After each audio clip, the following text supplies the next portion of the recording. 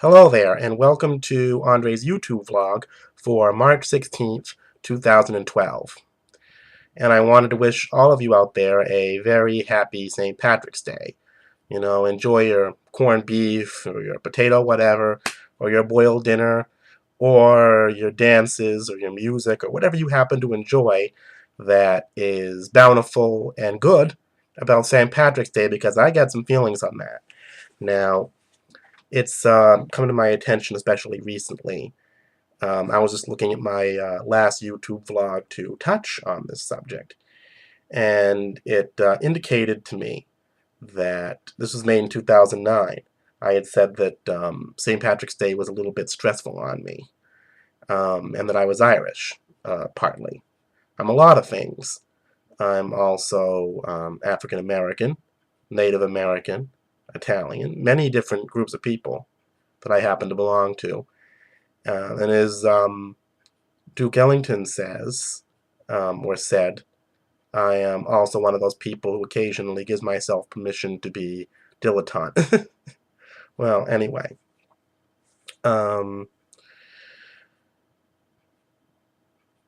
Almost all of my life, I'd always had a little bit of a difficulty with St. Patrick's Day. And there were a number of things that really caught my attention about the Irish over the years. Strike number one against that was the fact that at a very early age I realized there were some deeply seated stereotypes about the Irish culture in our society that I did not want to embrace. The idea of the Irish coming over to this country and being vilified and treated like vermin, being spoken of like vermin, dirty, stupid, drunken. I mean, the stereotypes are still rampant even to this day. Sometimes even seeming like something positive, and they're not. And frankly, in my opinion, everybody who goes out on St. Patrick's Day night, and while this is a free country, and of course they're free to do so, and get drunk and lose control of themselves and drink till they drop, are perpetuating one of the most negative racial stereotypes I can think of. And I'm not being politically correct, necessarily. But drinking too much isn't a good thing. Taking drugs isn't a good thing. It's not good for you. And celebrating a holiday based on a culture through something like that is one of the most negative things I can think of. I would not want future generations to look upon the Irish as people who should be celebrated through, well, I hate to say it, but frankly ends up leading to a very serious physical addiction, which can lead to death. And I say this because, and I will not name names, far, far, far back in my family, a couple, 3 generations actually, won't exaggerate, on my father's side of the family, there was at least one alcoholic. And he was from the Irish side. And that made me uncomfortable for a long time. I mean, you see it on the television, you read about it in books. Now, recently, I saw a movie called The Commitments. I don't know if you've heard of that film, that addressed this issue. It was about a young man who was trying to form a band in Ireland in the late 80s. And he decides to do soul music, American soul music. Why? Because he relates to what that music is trying to say. He feels that the Irish are the blacks of Europe. And in terms of the fact, I'm not going to go into the whole thing of enslavement, which makes it very different, of course. In a lot of ways, the treatment toward blacks in America and toward the Irish in Europe is actually very similar and equal. Similarly and equally not good. Now, this brings me to the other topic of this vlog. It's an election year. There's a lot of tension, of course, like there always is in an election year. For those of you who enjoy the adversarial process of it, I don't. That's my least favorite aspect of it. I think that ought to take a hike, frankly. I can't help but noticing in the tabloids they're still obsessing over Barack Obama's birth certificate being forged. Now, over time, I have seen a president's moral fortitude, their political fortitude, just that side of their personality questioned. But I have never, in my 31, 32 years, seen a president questioned for his race and his cultural background as much as Barack Obama.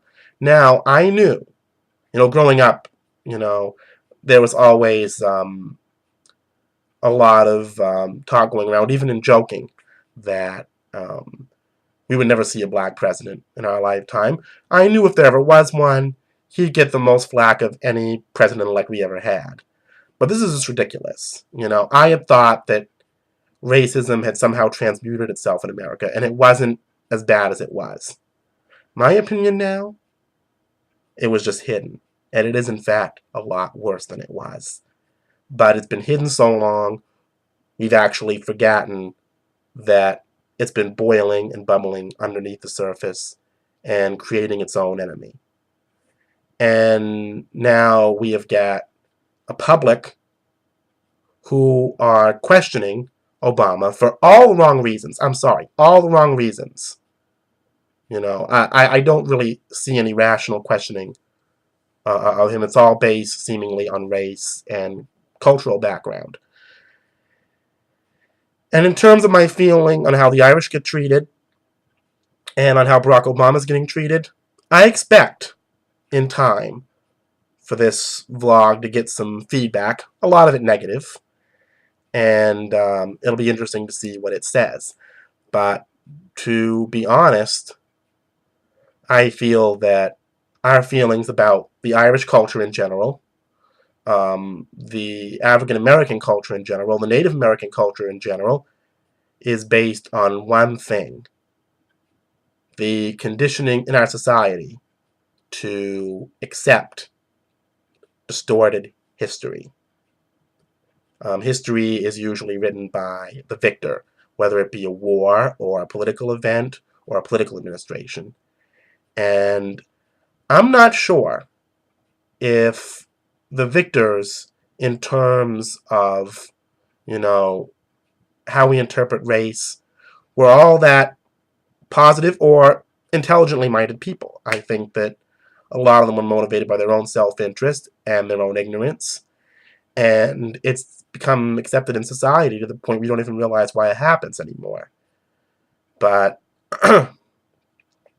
there's a lot of things we can do. I mean, there are many things we can actually do.